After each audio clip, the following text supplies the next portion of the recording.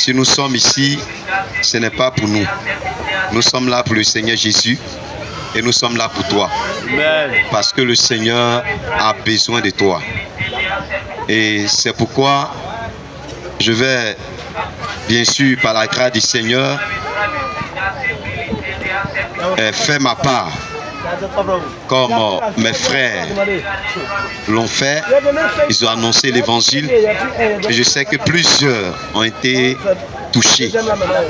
Et donc mon frère, comme mon frère qui était là tout à l'heure, il a dit approchez et acceptez le Seigneur. C'est l'idéal. Lorsque nous annonçons l'évangile, c'est le but que les cœurs soient affranchis, que les personnes acceptent le Seigneur. Il n'y a rien d'autre. Parce que tout ce que nous faisons, si les cœurs n'ont pas été affranchis, c'est que il n'y a pas eu, notre œuvre n'a pas porté de fruits. Mais nous savons que lorsque l'Éternel envoie une personne, il équipe cette personne-là. Et nous avons la certitude, par la foi en Christ, que plusieurs ont été touchés et ont accepté le Seigneur. Et donc je viens encore pour apporter ma pierre à l'édifice pour la mission à laquelle le Seigneur nous a appelés, nous a assignés. Et donc je vais bien sûr m'attarder sur un thème. Sur un thème. Et ce thème-là, c'est comment fais-tu pour ne pas craindre l'Éternel? Comment fais-tu pour ne pas craindre l'Éternel? Et est-ce de manière volontaire ou involontaire? Et donc, voici le thème. Mais je vais m'appuyer sur un verset biblique qui est tiré de Ecclésiaste chapitre 8, le verset 8. La Bible déclare, je cite, « L'homme n'est pas le maître de son souffle pour pouvoir le retenir. Et il n'a aucune puissance sur le jour de la mort. Et il n'y a pas de délivrance dans ce combat. » Et le Seigneur dit, il n'y a pas de délivrance dans ce combat. Et par la suite, la méchanceté ne saurait délivrer ou sauver le méchant. Alléluia. Que le Seigneur Jésus nous bénisse. Et donc nous tenterons de répondre à ces questions-là. Et par la grâce du Saint-Esprit, mon frère, c'est pour toi que nous sommes là. Et donc, lorsque nous allons dans le jardin d'Éden, nous allons voir que Dieu a donné des recommandations précises à l'homme de manger de tout ce qui était dans le jardin, mais de ne pas manger l'arbre qui était au milieu du jardin. Dieu a donné des précisions. Dieu a été précis. Mais qu'est-ce que nous avons constaté? En l'homme, Dieu a mis quelque chose. C'est le libre choix. Donc nous sommes en train de tenter de répondre par la grâce du Saint-Esprit. Est-ce de manière volontaire ou involontaire que l'on ne craint pas Dieu? Donc Dieu met l'homme dans le jardin d'Éden, mais lui donne des recommandations claires pour dire que mon frère, ma soeur, tout être humain qui a été créé, en lui, il y a un libre arbitre. Et ce libre arbitre-là, Dieu a commencé avec l'homme dans le jardin d'Éden. Je parle de l'homme. Parce que nous pouvons aussi dire que c'est parce que les anges aussi avaient le libre arbitre qu'il arrivait à l'autre, c'est-à-dire que de désobéir à Dieu. Et donc, mais ici l'homme, c'est-à-dire que l'homme dans le jardin d'Éden, il avait le libre arbitre. Et Dieu ayant donné ce libre arbitre à l'homme, l'homme avait le droit soit d'obéir ou bien de désobéir. Qu'est-ce que l'homme a fait? L'homme a décidé, c'est-à-dire que de toucher à ce qui était interdit par Dieu. Voyez-vous. Et donc mon frère, ma soeur, Est-ce de manière volontaire ou involontaire que l'on ne craint pas Dieu? Le Seigneur nous rappelle dans Proverbe chapitre 14, le verset 2, celui qui, la Bible déclare que dans Proverbe chapitre 14, le verset 2, que celui qui marche dans la droiture craint l'Éternel.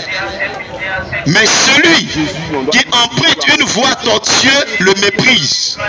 Donc celui-là qui emprunte une voie qui est tortueuse, celui-là méprise l'Éternel. Et donc mon frère, ma soeur, comment fais-tu pour ne pas craindre l'Éternel? Comment est-ce que tu t'arranges pour ne pas craindre l'Éternel? Parce que l'Éternel dit que il est le maître de ton souffle. Que l'homme n'est pas le maître de son souffle pour pouvoir le retenir. Donc c'est Dieu, c'est toi, sachant que tu n'es pas le maître de ton souffle et qu'il y a quelqu'un qui est maître de ce souffle-là, tu es appelé obligatoirement, c'est-à-dire à craindre ce Dieu. Et donc c'est de manière volontaire que l'on ne craint pas Dieu. Mais lorsque tu ne crains pas Dieu, est-ce que tu as pensé aux conséquences? Parce que d'aucuns disent que moi je crains Dieu, moi je marche avec Dieu. Non, le Seigneur nous interpelle dans Proverbe. Le Seigneur nous interpelle à toi et à moi. Le Seigneur nous dit que au devant de l'homme, Dieu a mis la mort et la vie. Donc il est donné à l'homme, c'est-à-dire que de choisir la vie ou de choisir la mort. C'est pourquoi il a dit la mort et la vie sont au pouvoir de la langue. Quiconque aime en mangera les fruits. Et donc vous devez savoir, et vous êtes bien sûr d'accord avec moi, pour que quelqu'un puisse manger un fruit, c'est que ce fruit-là l'a influencé. C'est que ce fruit l'a influencé. Et donc il va goûter certainement au fruit. Et pour aller plus loin, c'est-à-dire que s'il commence à déguster avec appétit, c'est qu'il a pris goût à ce fruit-là. Et donc le Seigneur dit, au devant de l'homme, il y a la mort et la vie. La mort et la vie sont au pouvoir de la langue. Mais quiconque aime en mangera les fruits. Donc la mort, à toi maintenant de choisir. Si c'est la mort, mais tu dois savoir que tout cela se trouve sur ta langue, à ton quotidien, de la manière dont tu parles, de la manière dont tu manifestes les choses. Cela démontre si tu as choisi la vie ou si tu as choisi la mort. De la manière dont tu te comportes dans la société, cela démontre si tu as choisi la vie ou si tu as choisi la mort. Et donc à quelle table tu manges, à quel fruit, bien aimé, c'est quel fruit que tu préfères? Est-ce le fruit de la mort ou le fruit de la vie? Le Seigneur t'interpelle en ce soir pour dire que si tu commences à vivre selon les œuvres de la mort, tu dois t'attendre aux conséquences qui découlent des œuvres de la mort. Parce que quelqu'un ne peut pas prétendre vivre comme il le veut et se dire que au soir de sa vie, il sera avec le Seigneur Jésus. Comment fais-tu, mon frère, pour ne pas craindre l'Éternel? Car le Seigneur nous interpelle pour dire que l'homme n'est pas le maître de son souffle pour pouvoir le retenir. Donc le souffle que tu as, mon frère, ma soeur, tu n'es pas le maître de ce souffle-là. Il y a quelqu'un qui est auteur de ce souffle-là. C'est pourquoi, lorsque tu es malade, il arrive que quelqu'un puisse être malade et en train d'agoniser. Vous voyez? Pourtant, il arrive que quelqu'un d'autre soit malade et ces personnes-là puissent connaître la délivrance après des remèdes. Mais puisque tu n'es pas le maître de ton souffle, lorsque la mort se présente, quelles que soient tes forces, quel que soit ce que tu feras, mais la mort va t'atteindre. Donc sachant que tu n'es pas le maître de ton souffle, tu dois te remettre en cause pour te dire qu'il y a quelqu'un qui est auteur de ce souffle-là. Et donc je ne peux pas me permettre, c'est-à-dire que de vivre comme je veux. Parce que celui qui t'a donné ce souffle-là, un jour viendra, amen, un jour viendra où il te demandera de comment est-ce que, mon frère, ma soeur, de comment est-ce que tu as tu as utilisé ce souffle que Dieu t'a donné. Parce que Dieu ne nous donne pas ce souffle-là pour que nous l'utilisions comme nous voulons. Tu as ce souffle-là, ce souffle que Dieu te donne. Ce n'est pas pour aller vivre comme tu veux. Ce n'est pas pour aller vivre selon ta compréhension. Mais ce souffle que Dieu te donne, mon frère, ma soeur, c'est pour que tu puisses utiliser ce souffle-là à bon escient.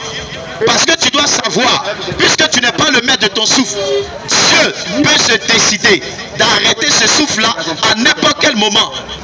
Et rien ne pourra l'arrêter. Donc pendant que tu es en train de marcher, ce souffle-là peut s'arrêter.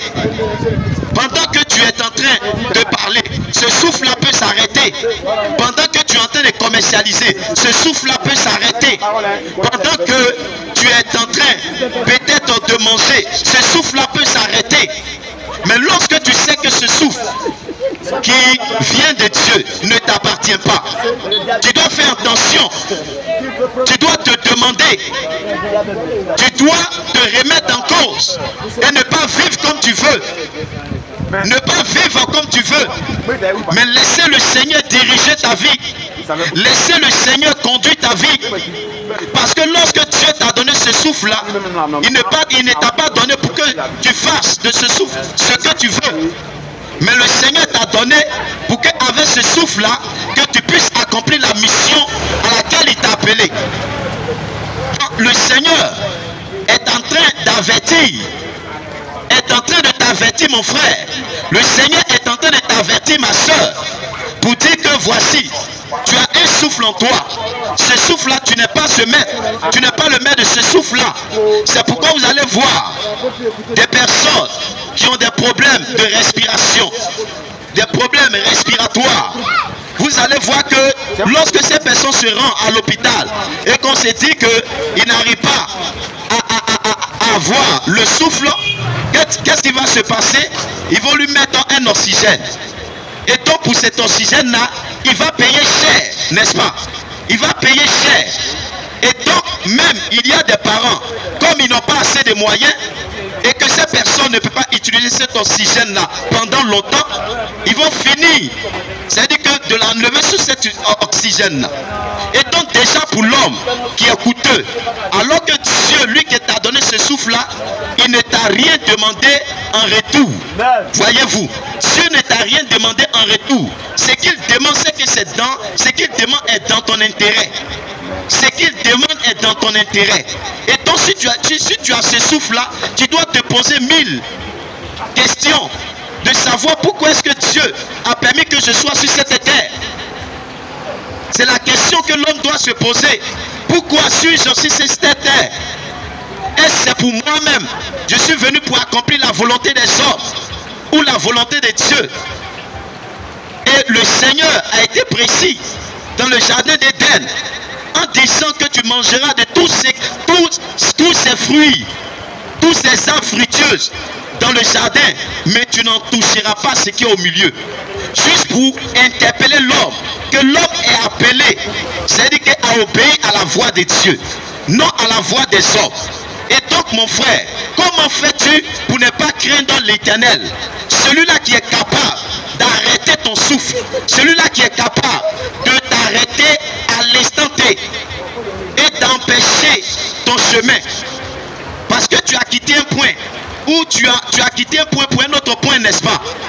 Qu'est-ce qui prouve que tu vas arriver à destination? Dieu seul sait. Dieu seul sait. Dieu seul sait si tu vas arriver ou pas. Mais est-ce que toi tu sais? Cependant tu as des projets. Cependant tu sais où est-ce que tu vas. Tu sais ce que tu vas accomplir. Mais celui-là qui détient ton souffle, tu ne le crains pas. Celui-là qui détient ton souffle, tu ne la vises pas. Celui-là qui détient ton souffle, tu ne tiens pas compte de lui. Il t'interpelle. Il t'interpelle, mon frère, ma soeur, pour dire que tu dois te remettre en cause. Et que tout ce qui brille, comme nous le disons, n'est pas de l'or. Ce n'est pas parce que les autres vivent de cette manière que tu as aussi poussé à vivre de cette manière aussi. Bien vrai que l'humanité est tentée, il y a la tentation.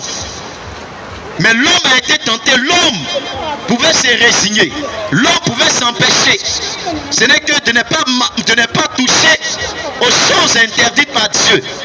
Mais l'homme de son propre chef a décidé de désobéir. C'est ainsi que plusieurs désobéissent à la voix de Christ, désobéissent à la voix de Dieu. Et le Seigneur dit, l'homme n'est pas le maître de son souffle pour pouvoir le retenir. Et le Seigneur dit, il n'y a aucune puissance. Il n'y a aucune puissance contre le jour de la mort. C'est-à-dire que sur le jour de la mort, il n'y a aucune puissance.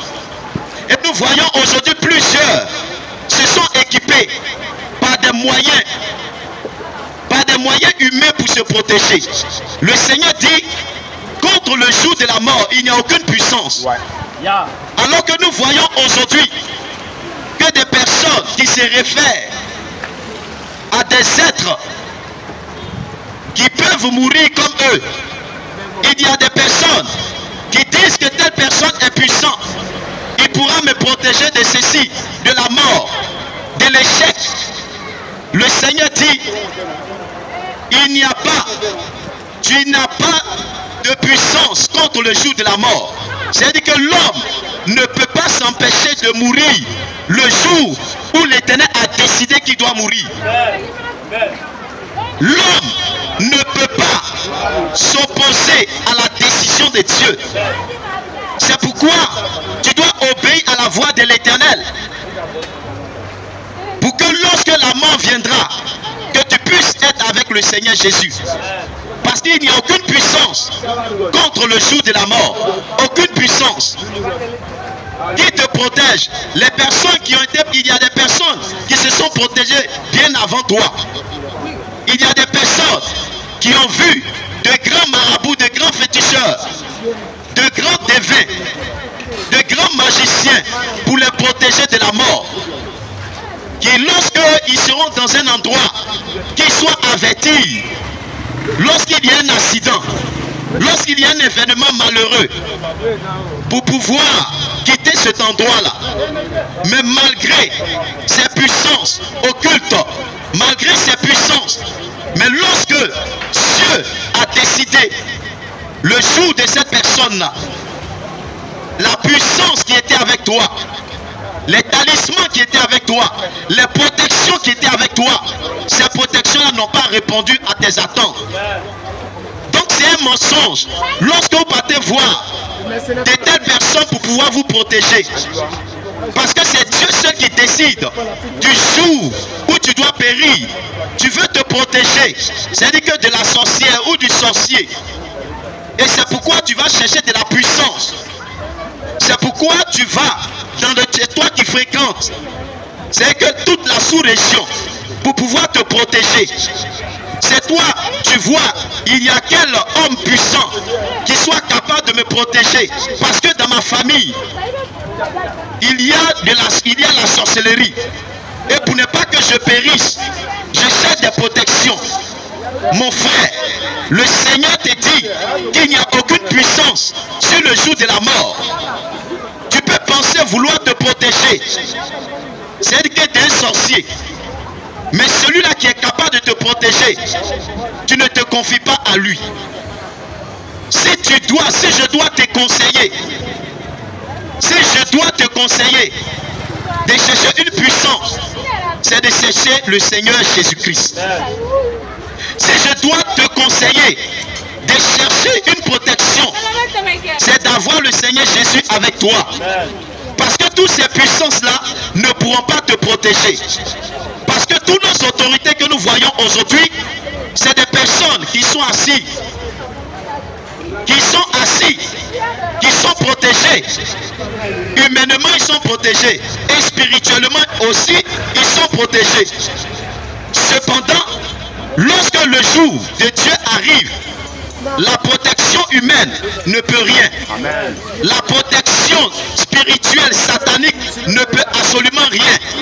C'est pourquoi nous avons vu dans ce monde, nous avons vu même en Côte d'Ivoire, des leaders puissants puissant financièrement, puissant spirituellement.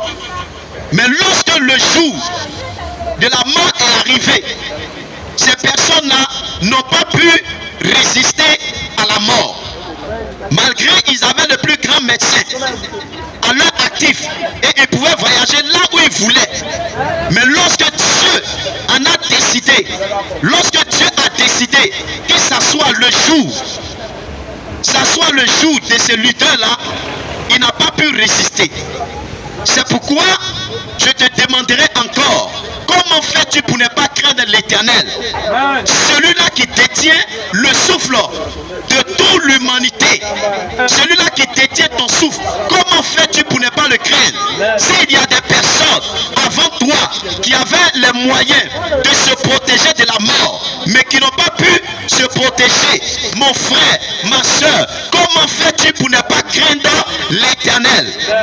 Parce que c'est à ton sort de ne pas craindre l'Éternel. Fais très attention, mon frère, ma soeur. Parce que ces personnes sont mortes. Un jour viendra où toi aussi tu vas quitter ce monde. Où tu vas quitter ce monde. Parce que lorsque Adam et Ève ont péché, ils ont quitté la présence de Dieu. Lorsque tu es dans ce péché-là, lorsque tu vis comme tu veux, tu es séparé de Dieu. Et donc le Seigneur, pour te récupérer, il t'interpelle pour te dire que le salut ne se trouve en aucun autre, si ce n'est en Jésus-Christ. Tu veux avoir le salut en Jésus-Christ. Tu veux avoir les biens de ce monde. Satan est là. Parce que Dieu a déjà défini les choses. Il a balisé. Il a dit recherchez premièrement le royaume et la justice de Dieu. Et toutes ces choses vous seront données par-dessus. Et donc toi qui veux mettre la charrue avant les bœufs, tu es en train de quitter la voie de Dieu. Au lieu de chercher le Créateur, vous cherchez la créature. Cependant, la créature même sera appelée au jugement. As-tu pensé à ces choses pour recommander, pour mettre ta vie entre les mains de quelqu'un qui respire comme toi, de quelqu'un qui a des faiblesses comme toi, de quelqu'un qui un jour sera aussi enterré comme toi, de quelqu'un comme un jour aussi, mon frère, ils vont dire pourquoi si tôt? C'est à celui-là que tu remets ta vie. Mon frère, tu n'es pas le maître de ton sou pour pouvoir le retenir. Il n'y a aucune puissance, ma soeur, mon frère, sur le jour de la mort. Le jour de la mort, il n'y a pas deux. Le jour de la mort, il n'y a pas trois. Il n'y a qu'un seul jour.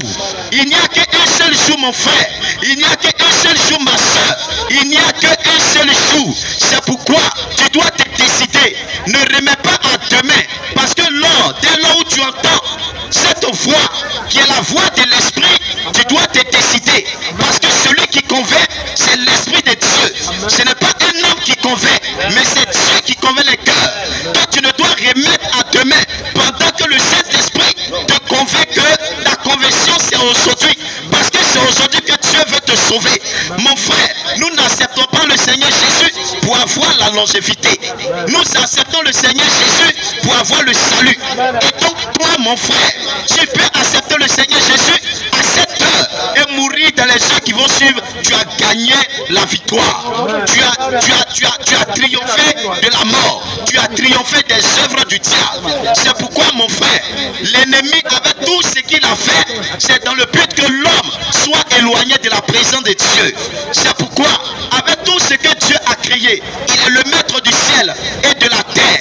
Il a fait toutes choses pour sa gloire. Et donc, quand il t'interpelle, quand il te préconise des sages conseils, et que toi, tu veux faire comme tu veux, comment fais-tu pour ne pas craindre l'Éternel, sachant qu'il peut décider de ta vie aujourd'hui? Comment fais-tu pour ne pas craindre l'Éternel, sachant que là où tu es en train de partir, ce n'est pas sûr que tu vas arriver? Comment fais-tu pour ne pas craindre l'Éternel, sachant que, mon frère, en ce moment-ci, tu peux tomber et ne plus te relever? Comment fais-tu, mon frère? Comment fais-tu, ma soeur? S'il y a un Dieu, un le créateur de toutes choses. Comment t'arranges-tu? Il n'y a aucune puissance. Il n'y a aucune puissance sur le jour de la mort. Il n'y a pas de puissance. C'est pourquoi tu dois savoir, mon frère, ma soeur, peu importe toute la protection de ce monde, lorsque ce jour-là arrivera, personne ne pourra t'aider. Et par la suite, le Seigneur dit, il n'y a pas de délivrance dans ce combat. Voyez-vous, la mort, c'est un combat. Mais le Seigneur dit, il n'y a pas de délivrance dans ce combat. Donc c'est-à-dire que lorsque la mort se présente, mon frère, quelles que soient les acrobaties que tu vas faire, tu ne pourras pas te délivrer de la mort. Parce que le Seigneur est précis. Mon frère, tu peux te délivrer de ton frère qui te haït. Tu peux te délivrer de ta femme qui vit une vie de désordre. Tu peux te délivrer de ton père qui ne t'aime pas. Tu peux te délivrer de ta société qui te haït. Tu peux aller habiter dans un autre pays. Tu peux quitter, bien aimé mon frère, la Côte d'Ivoire pour aller au Ghana. Tu peux te délivrer de la Côte d'Ivoire. Donc tu peux te délivrer, bien aimé, du Ghana et aller habiter au Niger. Tu peux te délivrer de toute personne qui te haït dans ta société. Tu peux te délivrer, bien aimé, quelqu'un avec qui tu ne t'entends pas dans le quartier. Tu peux décider de déménager et aller habiter dans notre quartier. Mais le Seigneur te dit qu'il n'y a pas de délivrance. Il n'y a pas de délivrance sur le jour de la mort. Alléluia. Il n'y a pas de délivrance. Donc il n'y a pas de délivrance, du moins dans ce combat-là. Et donc c'est un combat auquel tu seras confronté. C'est pourquoi vous allez voir que dans ce combat-là, il y a des personnes qui agonisent. Mais pourquoi est-ce qu'ils agonisent? Ils ne veulent pas mourir. C'est un combat. Mais le Seigneur qui décide toutes choses a déjà tout ficelé. Il dit c'est aujourd'hui tu vas partir. Et donc quelle que soit la compétence du médecin, comme nous avons dit tout à l'heure, nous avons vu Bédier, il avait tout le lait, si on peut l'appeler ainsi. Il avait tout le miel, si nous pouvons dire ainsi. Il avait tous les médecins, comme nous pouvons dire ainsi. Il avait tout ce qu'il pouvait avoir, bien mais pour remédier à la mort. C'est-à-dire que pour dire à la mort, il faut attendre. Vous voyez? Et notre papa Oufoué également, lui également, il avait tout l'argent. Il pouvait dire à la mort d'attendre. Mais c'est un combat où Dieu seul est vainqueur. L'homme ne peut pas avoir la victoire sur le jour de la mort. Il n'y a pas de délivrance dans ce combat-là. Il n'y a pas de délivrance, mon frère. C'est pourquoi, comment fais-tu pour ne pas craindre l'Éternel, sachant qu'il n'y a pas de délivrance dans ce combat? Peu importe ce que tu vas décider, bien aimé, dans le monde entier, peu importe ce que tu vas décider ici, et que cela sera exécuté dans le monde entier, tu ne pourras pas te délivrer de la main de Dieu. Tu ne pourras pas te délivrer, bien aimé, de ce combat-là. Dieu seul est victorieux. Et c'est pourquoi, mon frère, ma soeur, je veux te raconter cette histoire qui m'a été rapportée. Deux jeunes filles qui avaient l'amour du monde parce qu'elles avaient été aussi tentées. Comme j'ai dit, est-ce de manière volontaire ou involontaire que l'homme ne craint pas Dieu? Nous voyons que, mon frère, c'est de manière volontaire que l'homme ne craint pas Dieu. Mais c'est que l'homme est tenté à cause des situations qu'il vit. Il décide de vivre soit avec Dieu ou de vivre contre Dieu. Parce que la Bible déclare que celui qui n'est pas avec moi est contre moi. Quand tu n'es pas avec Dieu, c'est que tu deviens ennemi de Dieu, quand même bien que tu te fais appeler enfant de Dieu. Parce que le Seigneur a dit que celui qui marche dans la droiture, celui qui marche dans la droiture me craint. Mais celui qui emprunte une voie, celui qui prend une voie tortueuse me méprise. Donc lorsque tu prends une voie qui est différente de la voie de Dieu, c'est que tu méprises Dieu. Et donc ces jeunes filles-là, elles ont décidé, c'est-à-dire que de se chercher. Et le moyen, ou encore les moyens qu'elles ont trouvé, le moyen qu'elles ont trouvé, c'est-à-dire que c'était de se prostituer parce qu'elles avaient les charges. Et ces charges-là, puisqu'elles n'avaient pas assez de clients, elles n'avaient pas assez de clients pour pouvoir. Donc qu'est-ce qu'elles qu'est-ce qu'elles ont fait? Elles sont parties voir un marabout pour leur donner une potion. Et cette potion-là, elles ont mis ça dans les parties intimes. Et donc, elles attiraient beaucoup d'hommes. Et ces personnes qui allaient avec eux, ces personnes les donnaient beaucoup d'argent. Et quelques mois après, ces personnes-là mouraient. Voyez-vous, ces personnes-là mouraient. Mon frère, tu n'es pas le maître de ton sou pour pouvoir le retenir. Et ces jeunes filles-là, elles devaient savoir que tout ce qu'elles étaient en train de faire, qu'elles n'étaient pas le maître de leur sou pour pouvoir le retenir.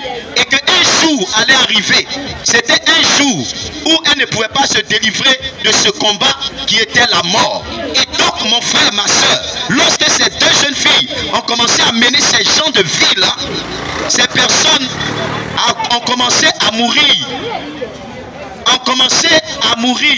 Parce que ces personnes subvenaient certes à leurs besoins, mais quelques mois après, ces personnes mouraient. Et donc il y a elle a commencé à comprendre, elle a commencé à avoir des remords. Elle a vu que c'est bien vrai qu'elle gagnait de l'argent, mais ces personnes mouraient après. Elle a décidé de se ranger, d'abandonner toutes ces choses. Mais comment, lorsque tu décides de te séparer du diable, il faut t'attacher à Dieu, n'est-ce pas? Lorsque tu décides de te séparer du diable, il faut t'attacher à Dieu. C'est pourquoi, mon frère, tu ne peux pas dire que toi tu es enfant de Dieu sans avoir accepté le Seigneur Jésus comme Seigneur et Sauveur. Et donc cette jeune fille-là, elle va décider de se séparer de cette vie-là. Et donc, ce qu'elle vivait, c'est-à-dire qu'en elle, il y avait quelque chose. Il y avait une réclamation. Au début, elle ne savait pas que lorsqu'elle partait avec ces hommes, c'était quelque chose qui était en elle qui tuait ces hommes-là. Et donc, lorsqu'elle a décidé de se retirer, elle a commencé à vivre certaines choses. C'est-à-dire qu'elle a commencé à avoir mal. Et physiquement, elle a commencé à voir un serpent qui sortait d'elle. Un serpent qui sortait d'elle, pourquoi? Parce que le serpent réclamait son dû. Et elle ne voulait plus satisfaire ce serpent-là. Et donc, pour finir, elle va mourir. Elle va mourir.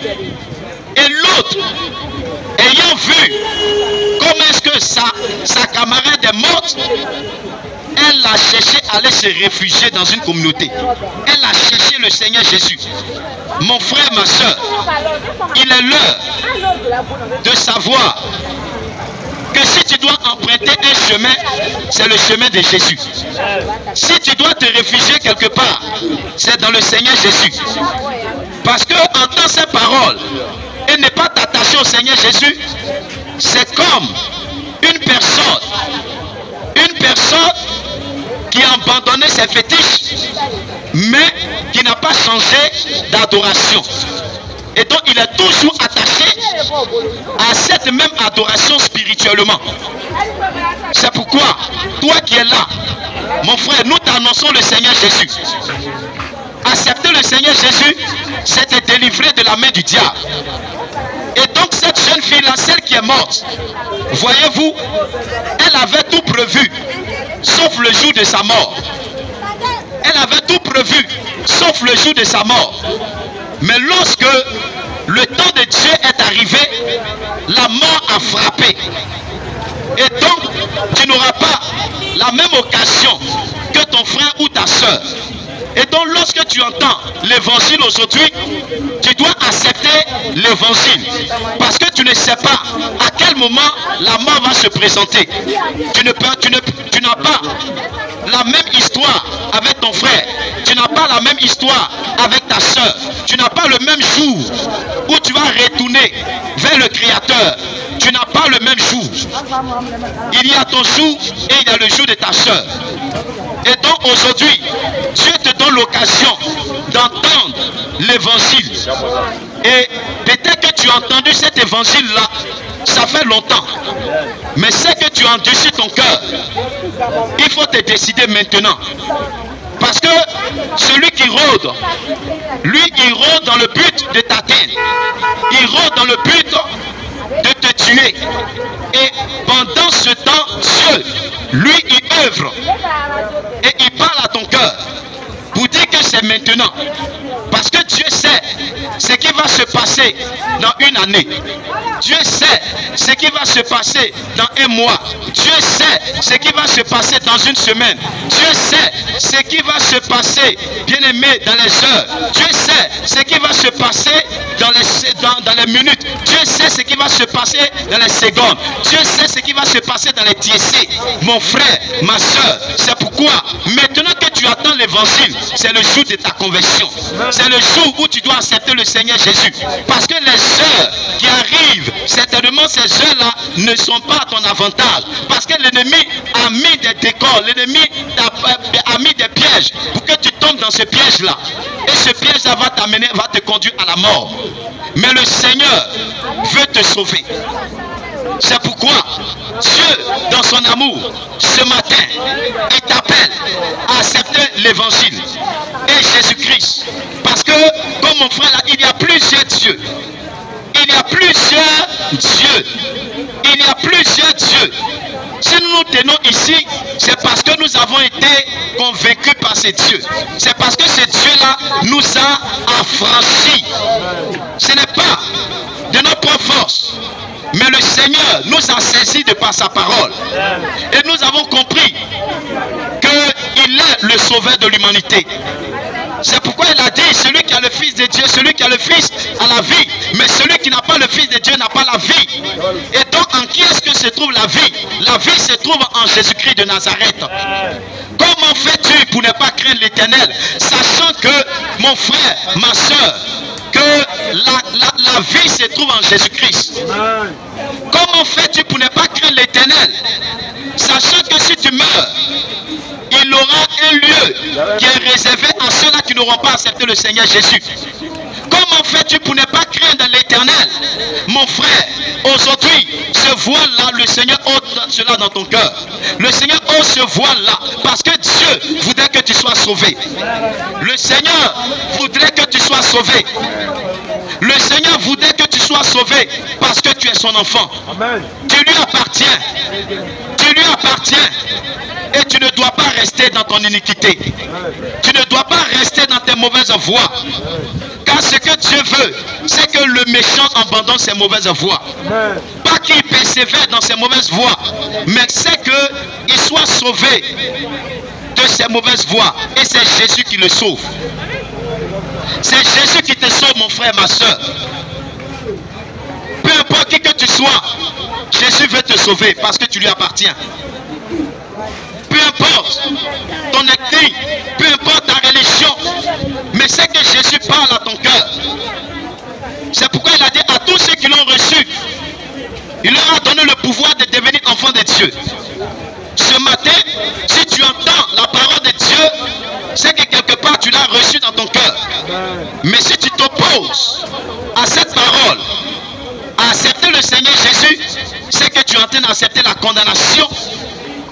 Parce que le Seigneur dit allez partout et prêchez la bonne nouvelle. Il dit allez partout et prêchez la bonne nouvelle à toute la création. Celui qui croira et qui sera baptisé sera sauvé. Mais celui-là qui ne croira pas sera condamné. Voyez-vous, mon frère et ma soeur, d'une part, c'est que tu seras sauvé et d'autre part, c'est que tu seras condamné. Car comment fais-tu pour ne pas craindre l'Éternel, sachant que d'une part, tu connaîtras la condamnation? Alors que Dieu, dans son amour, il veut te sauver par Jésus-Christ de Nazareth. Comment fais-tu, mon frère? Comment fais-tu? Sachant que ce que tu es en train de commettre comme acte abominable, tu peux rester dedans et aller en enfer. Comment t'arranges-tu pour ne pas accepter le Seigneur Jésus lorsqu'il parle à ton cœur? Pourquoi endurcis-tu ton cœur? Ta vie ne t'appartient pas. Les jours ne t'appartiennent pas. Le travail que tu as embrassé ton travail. Tu as pris ton travail comme un Dieu. Tu as pris ta femme comme ton Dieu. Tu as pris ceci comme ton Dieu. Mais ces choses-là ne pourront pas te sauver. Parce que c'est seulement dans Jésus-Christ qu'on peut te sauver. C'est pourquoi Dieu l'a souverainement élevé et lui a donné le nom qui est au-dessus de tout nom, afin qu'au nom de Jésus, que tout genou fléchisse dans les cieux, sur la terre et sous la terre. Et donc la mort fléchit genou au devant de Jésus. La mort s'incline. Et donc si tu dois, c'est que te rabattre. C'est là où se trouve la vie. C'est celui qui a le pouvoir sur la mort. La paix de Dieu l'a souverainement élevé. Comment fais-tu pour ne pas craindre l'Éternel? Comment fais-tu? Comment t'arranges-tu? Sachant que celui qui va te sauver est Jésus-Christ. Dieu l'a souverainement élevé. Il est au-dessus de la mort. Il est au-dessus de l'échec. Il est au-dessus de tout ce qui te domine. C'est pourquoi si tu n'as pas le Seigneur Jésus, tu connaîtras la domination, tu connaîtras l'esclavagisme, tu connaîtras la prison, tu connaîtras la vie de débauche, tu connaîtras cette vie qui te hante, cette vie qui domine sur toi, cette vie qui te rend esclave. Jésus veut te libérer parce que Dieu l'a souverainement élevé. Il a pouvoir dans les cieux, sur la terre et sous la terre. Et donc mon frère, ma soeur, si tu veux être sauvé, accepte le Seigneur Jésus. Comment fais-tu pour résister à cet appel? Mon frère, comment fais-tu pour endurcir ton cœur, sachant que le lendemain ne t'appartient pas et que la mort viendra comme un voleur? Il ne viendra pas pour te prévenir, il ne préviendra pas pour t'avertir, mais il viendra comme un voleur. Il se présentera à ta porte, il entrera dans ta vie et il t'assujettira, alors qu'il y a quelqu'un qui a été souverainement élevé, qui a pouvoir sur la mort. Et quand même bien que tu mourras et que tu quitteras ce monde, mais tu auras cette vie éternelle. Pourquoi les hommes se concentrent sur des choses éphémères, les choses qui vont passer, au lieu de se référer aux choses célestes? Le céleste, c'est le Seigneur Jésus. Parce que dans ce même céleste, bien aimé, il y a l'enfer. Mais ce céleste, lorsque nous faisons référence à ce céleste, Jésus-Christ t'appelle à ce que tu vives avec lui éternellement. Comment fais-tu pour ne pas accepter l'éternité que Jésus, bien-aimé, t'annonce, que Jésus-Christ te demande, que Jésus-Christ te demande, que Jésus-Christ te propose? Comment fais-tu pour résister à la voix de l'éternel? Mon frère, ma soeur, comment fais-tu pour ne pas craindre ce grand Dieu qui est capable d'embrasser toutes choses, de détruire toutes choses, de faire disparaître toutes choses? Comment fais-tu, mon frère, ma soeur, comment fais-tu pour rester dans ton péché? Comment fais-tu pour être aveuglé par le monde des ténèbres? Comment fais-tu, celui qui n'a pas créé toutes choses, c'est à celui-là que tu obéis? Mon frère, ma soeur, sachant que lui-même, ses temps sont comptés, quand il ira vivre en enfer, c'est là que est sa demeure. Alors que là où Dieu demeure, c'est là que se trouve la vie abondante. Comment fais-tu pour ne pas accepter le Seigneur Jésus? Comment fais-tu pour ne pas, mon frère, ouvrir ton cœur à celui-là qui sauve, à celui-là qui viendra, et à celui-là qui est là, et à celui-là qui parle à ton cœur? Comment fais-tu, mon frère, ma soeur? Comment fais-tu?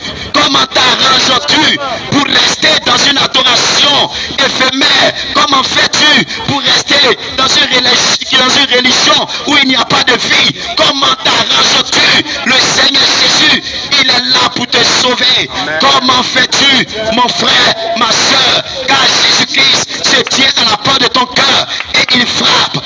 Accepte le Seigneur Jésus et tu seras sauvé. Et le Seigneur te sauvera et il te choisira afin de sauver aussi ta famille. Car le Seigneur est venu afin que plusieurs soient sauvés. Et tu fais partie de ceux-là que le Seigneur veut sauver. Que Jésus vous bénisse. Amen. Mon frère, ma soeur, comme le Seigneur dit de ce thème, comment fais-tu pour ne pas craindre l'Éternel? Est-ce de manière volontaire ou involontaire? Nous avons compris que c'est de manière volontaire que l'homme ne craint pas l'Éternel. Et le Seigneur l'a dit dans Proverbe chapitre 14, le verset 2, que celui qui craint l'Éternel marche dans la droiture. Ou celui qui marche dans la droiture craint l'Éternel. Mais celui qui emprunte, qui prend une voie tortueuse, le méprise. La voie que tu as prise définit le Dieu là où est-ce que tu veux passer l'éternité. Cependant, le Seigneur voudrait que tu le craignes afin que tu sois sauvé. Le Seigneur est là et il se tient à la porte. Il ne fait acception de personne. Ceux qui l'appartiennent, il parle à leur cœur. N'endurcissez pas votre cœur, acceptez le Seigneur Jésus. Et que toute la gloire revienne à Jésus. Toi qui étais lié, que le Seigneur te délie. Toi qui étais lié par la religion, parce que tu appartiens à une famille religieuse, que ce voile-là soit ôté. Amen. Toi qui étais voilé par le péché, qui avait hanté ton cœur pour te tenir en esclavage, pour ne pas accepter le Seigneur Jésus, pour ne pas accepter ton salut, que ce voile-là soit ôté au nom de Jésus. Amen. Toi qui étais influencé par la maladie, et depuis lors, tu ne sais quoi faire, et que ce mal-là, même la maladie, t'avait éloigné de la présence de Dieu. Que ce voile-là soit ôté et que tu sois sauvé au nom de Jésus. Amen. Parce que le ciel ne fait acception de personne. Amen. Peu importe qui que tu sois, Jésus a besoin de toi parce que tu lui appartiens. Amen. Alors donne à Dieu ce qui lui appartient et c'est ton âme. C'est de l'accepter comme Seigneur. C'est de l'accepter comme Seigneur. Et à l'accepter comme Seigneur et Sauveur personnel dans ta vie. Que le Seigneur vous bénisse et que sa grâce soit sur vous au nom de Jésus. Amen. Amen.